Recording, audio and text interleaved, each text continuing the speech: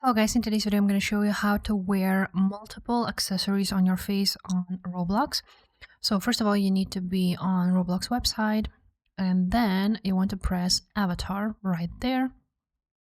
Now once you are on this avatar editor, you want to press on accessories and press on face, and here you will see all of your accessories which you have. And if you want to add both of them, all you need to do is press on this advanced option.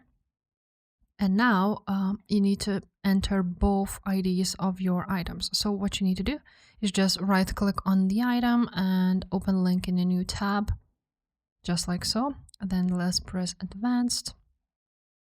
And here are those glasses, for example. Now for the second item, I'm just going to go to the marketplace. And for example, we want to go ahead and use this one.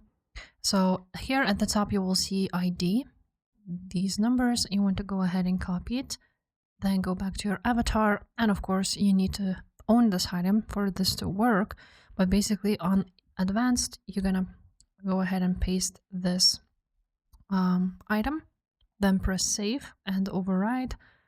And after that, your item will be both of your items will be on your Roblox avatar face. So if this video was helpful, make sure to subscribe, and I will see you next time. Bye.